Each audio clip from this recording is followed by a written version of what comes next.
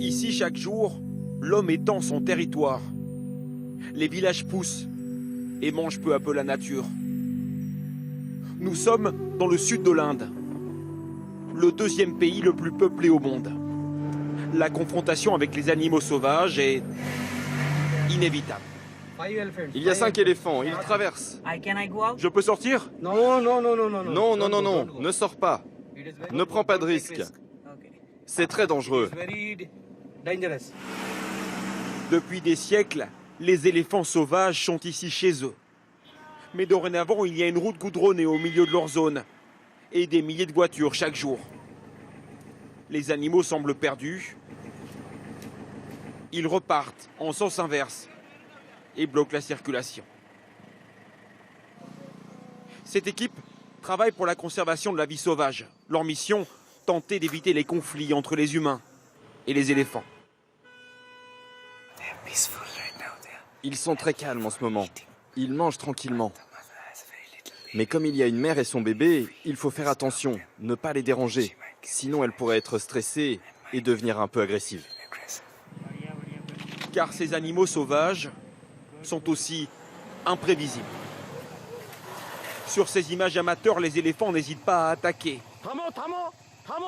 Que ce soit une moto ou un camion.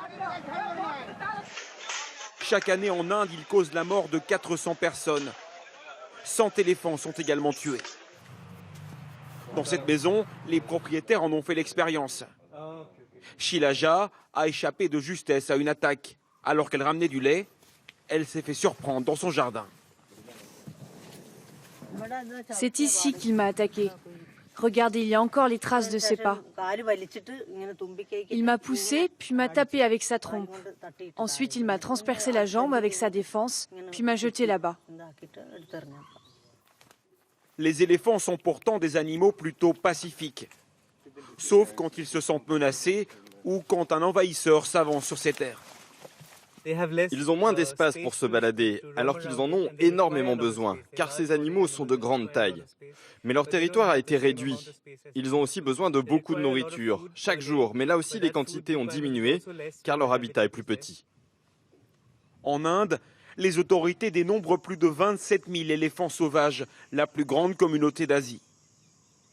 Face à eux, les habitants essaient de construire des murs, des barrières, pour les empêcher de passer, de détruire les champs ou les habitations.